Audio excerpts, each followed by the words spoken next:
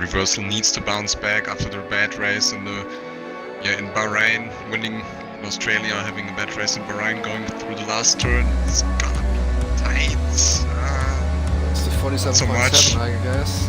That's enough for 6th place. I think if he doesn't bottle his strategy, if he doesn't get too many penalties, if he doesn't crash out of this race, I think Finn pretty much won this race, being this far up the front on the hard compound tires.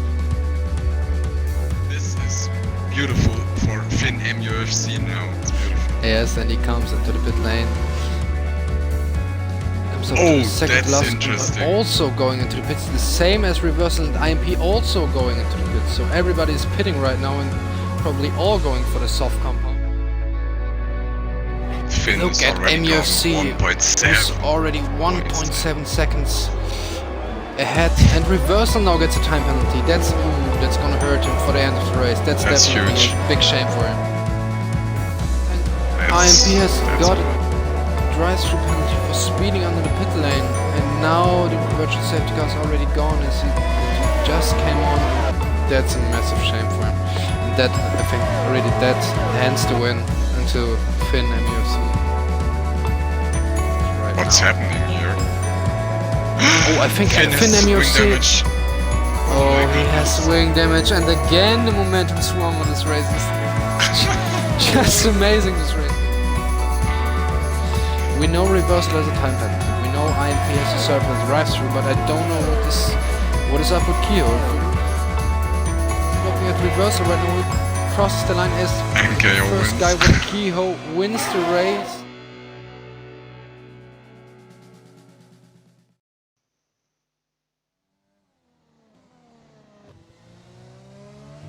Yes boys, welcome to round 4 TSRL season 11 tier 7 here, or the Wednesday League at China, coming off the back of Vietnam. As you saw, we got second, Kehoe taking up the win after we got a silly time penalty. What was a crazy race. I very sillily at the end of my Vietnam highlights video, which I'll leave a link to in the description, very sillily said that I would be top of the standings going to China, which wasn't the case actually.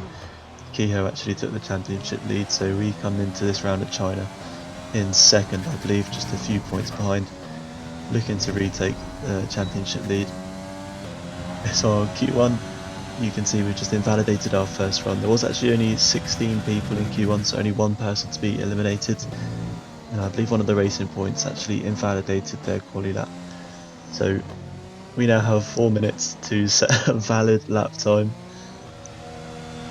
And as you can see, we've only got 1 minute 50 to do that in.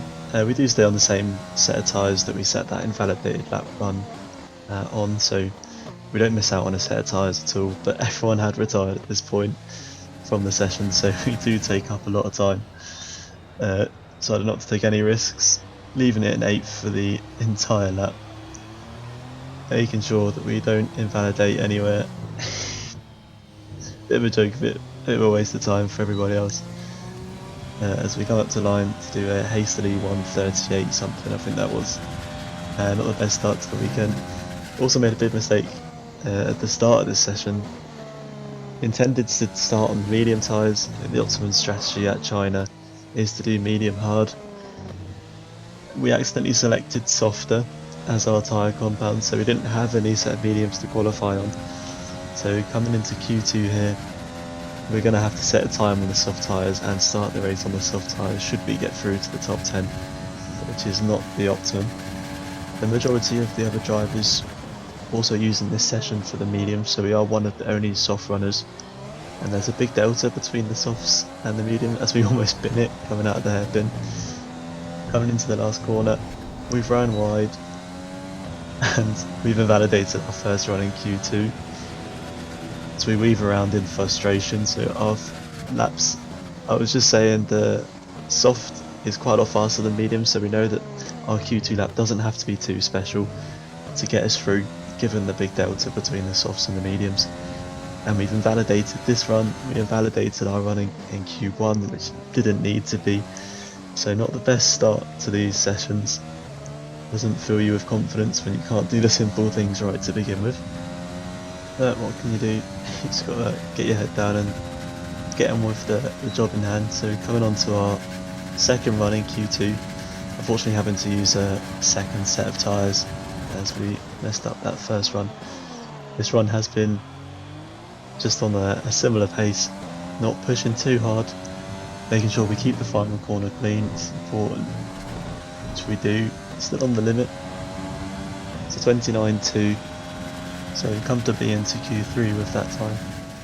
So here are the Q2 results. So only myself, Kostag and Kagoda on the softs, everyone else opting for the mediums, which definitely is the best race tyre. So a disadvantage that we'll definitely have to bear in mind coming into the race, but attention firmly on Q3 for the time being. So we start our first run. Due to our mistake in Q2, only the 2 runs at this, 2 sets of tyres. So coming down to turn 1, using the aerodynamics and the engine to slow the car down, barely touching the brakes, looking for that apex. And through turn 2, using first to get the car turned in, want to keep as tight to the entry, or the inside, sorry, as you can. Up the gears down towards the end of sector 1, looking for the 100-metre boards. Brake in a straight line, using first to get the car turned in, short shifting to third on the exit. Coming into the tricky S section now, flat out through the left, try and stay as close to the left hand side as you can before the right.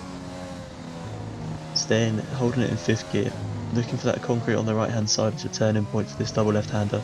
Try and avoid that curb, which we don't manage to do, using all the exit on the way out, down towards the start of sector 3 now, 100-metre board.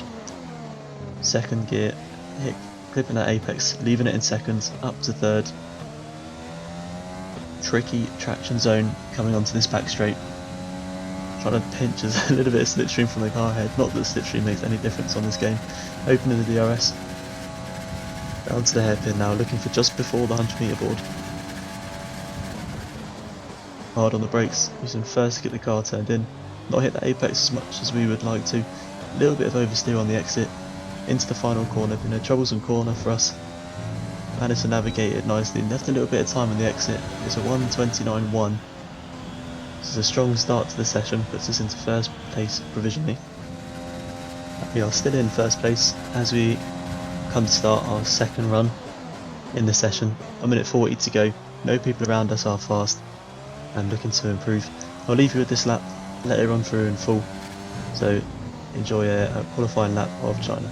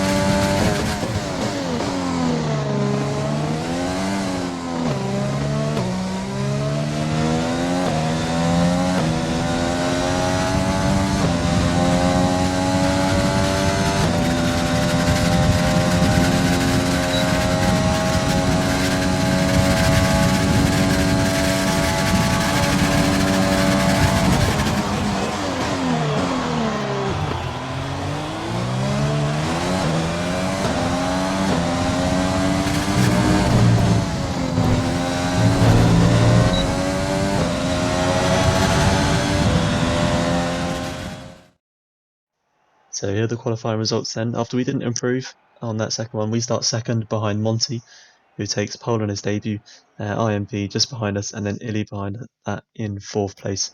Obviously we have to start on the soft compound tyres, the 3 guys around us all on the mediums. So we'll be looking to get as good a start as possible, try and jump ahead of Monty in front of us off the line and just build as big a gap as we can. As you can see on the screen now, we were on the grid, ready to start the formation lap, and nothing happened.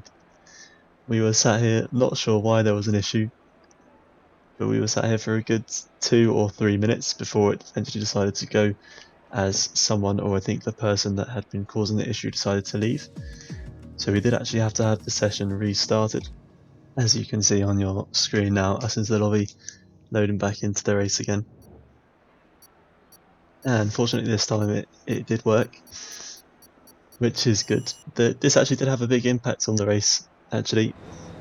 Whereas before in the first lobby, we would be starting on the tyres we qualified Q2 on. This session was just the race with a custom grid, so we actually had, although we had to start on the same compound, we didn't actually have the worn tyres, so we did have fresh softs. Obviously everybody around us has fresh mediums, but much more of an impact, where these softs only lasted about 5-6 laps anyway. We did actually benefit from this, unintentionally of course, but we will take any advantage we have starting on the worser compound. So here we are then forming up on the grid. With these fresher softs, it is crucial for us to jump Monty and build as big a gap as we can until the softs drop off around lap 2 or 3. Hopefully no issues this time forming up, and we don't. So we've already got 3 lights, 4 lights, 5 lights, and we are away in China. Good initial getaway, good second phase of the start as well. We're already well ahead of Monty going into turn 1, absolutely crucial for our race. Now it is important for us to bridge this gap, ensure that he is far enough behind as we come onto the back straight, which we should be able to do with these fresh softs that we now have after that restart. You can see we've already built that gap after using a little bit of VRS out of that first section to 8 tenths, which is absolutely vital if we want to get a good result here. As we come round to the end of lap 1, you can see we've used a large amount of VRS to build that gap. We have built it up to 1.4 seconds already, using too much VRS as we ran out coming up to the line at 1:35.0 as our opening lap, which is absolutely ballistic with the ERS that we used. As we come to the end of lap 2, we can see that gap up to 2.4 seconds already, so a perfect start to the race for us. We are pushing these softs very hard at 1:34.0, only a second faster than our standing start, which is interesting. But we know as soon, possibly even on this lap, as early as lap 3, the mediums are going to start becoming the faster compounds. The softs wear out so fast here, so we've got to keep an eye on that gap. I knew as soon as it started to come down, then we need to consider pitting for the hards, or at least monitor our own lap times, and as soon as there is a drop off, as we go very wide, taking an interesting line through the hairpin, getting our first warning of the race, not what you need in lap 3. You see the gaps actually come down, especially after that mistake in the hairpin, so it's now back under 2 seconds starting lap 4. As we come forward to the end of lap 5 now, we could just see there our front left already on 54%. So I was hoping to take these softs a bit longer into the race, but we can see the gap to Monty behind and the tyre wear that we've accumulated already. It's not going to be viable or faster. We're just going to take the undercut. Hards will be a bit of a challenge as we go very deep. Luckily there's no gravel there anymore. Yeah, we take the hards as far as we can and see where we end up. The guys around us, so the medium runners, are going to be a lot faster come the end of the race.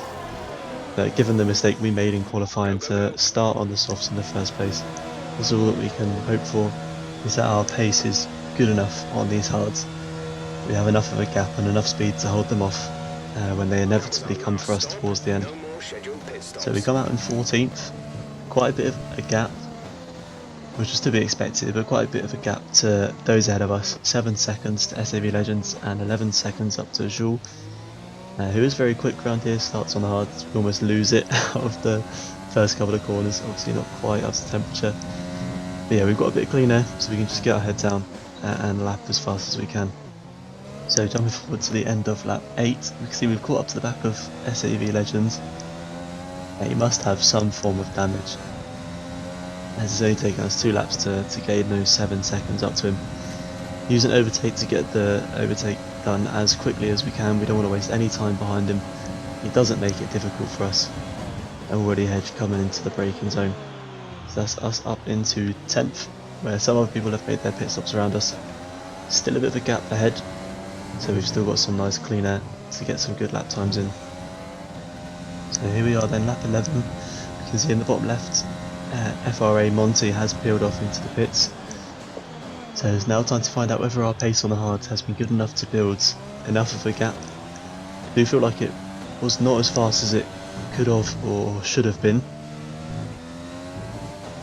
But we'll see when Monty comes out the pits what sort of difference it's made.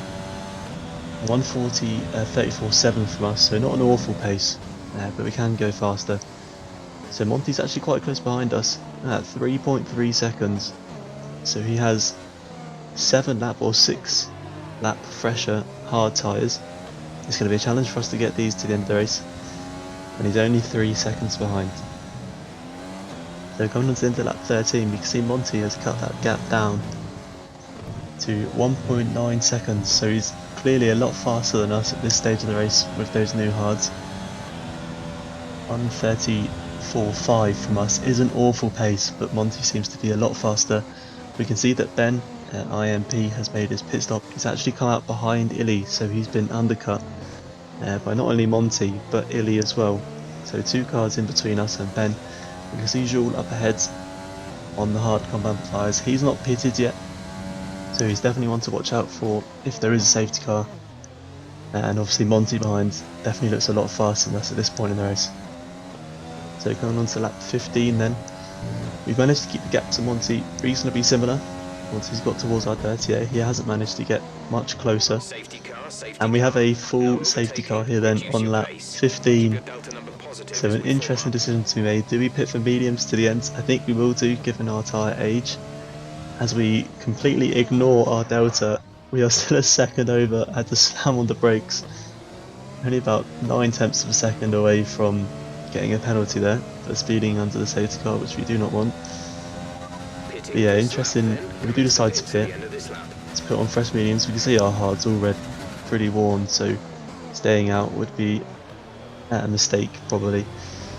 What this has done though is given Jules a free pit stop, so he will inherit the lead after his pit stop is made.